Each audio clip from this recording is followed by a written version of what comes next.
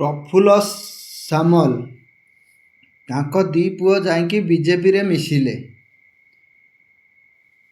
ମିଡ଼ିଆରେ ବାଇଟ୍ ଦେଉଛନ୍ତି ଆମର ସବୁ ବିଜେଡ଼ିରୁ ମିଳିଥିଲା, କିଛି ଆଶା ନାହିଁ।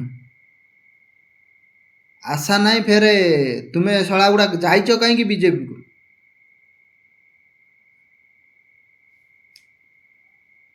ଯେତିକି ବଡ଼ ବଡ଼ିଆ ନା ସବୁ ଗୁଡ଼ା ତୁମେ ଶଳା କୁକୁର, ଶଳା ଗରିବ ଠାରୁ ଶିଖ କିଛି। ତୁମର ପାଖରେ ଯେତିକି ସବୁ ପଇସା ପତ୍ର ରହୁଛି ନା, ତୁମେ ଡରିକି ଶଳା ବିଜେପି କି ଯାଇକି ମିଶୁଛ। ଇଡି ସିବିଆଇ କ୍ରାଇମବ୍ରାଞ୍ଚ ଲଗେଇବ ତୁମ ପଛରେ, ଡରିକି ଯାଇକି ମିଶୁଛ। ଏଇଖା ବିଜେଡ଼ି ଯଦି ଶାସନରେ ଥାନ୍ତା ଜମାରୁ ଛାଡ଼ିକି ଯାଇନଥାନ୍ତା। ବିଜେପି ଶାସନରେ ଅଛି, କେନ୍ଦ୍ରରେ ଅଛି ଶାସନରେ, ଆଉ ତୁମେ ଡରିକି ଯାଉଛ। ପଶେଇଦେବ ନହେଲେ ଘରେ, ତୁମର ଜେଲରେ ଯିବ, ତୁମ ପଇସା ସବୁ କଳା ପଇସା ସବୁ ଧରା ପଡ଼ିଯିବ। ଆଉ ତୁମେ କ'ଣ କରିବ? ଡରି ମରିକି ବିଜେପିକୁ ଯାଉଛ।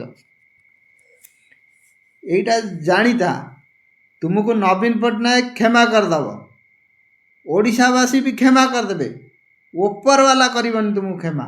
ତୁମେ ଶଳା ମରିବ, ପୋକ ଫୁଟିକି ମରିବ ତୁମେ ଶଳା ଗୁଡ଼ା ଯେତିକି ଯାଉଛ। ତୁମକୁ ଶଳା ଚିହ୍ନିଥିଲା କିଏ?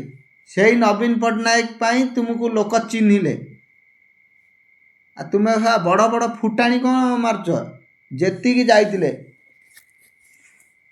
ଆଉ ଗୋଟେ ଓଟିଭି କ'ଣ କହୁଛି,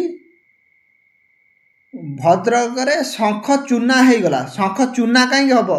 ଏଭଳିଆ ଲୋକ ବାହାରି ଗଲେ ଶଙ୍ଖ ମଜବୁତ ହେବ, ଚୂନା ହେବନି। ତୁ ଚାଟୁକାର ମିଡ଼ିଆ, ତୁ ସେଇ ଚାଟିବୁ, ତୁ ଆଉ କ'ଣ ଦେଖେଇବୁ? ଭଲ କଥା ତ ଦେଖେଇ ପାରୁନୁ।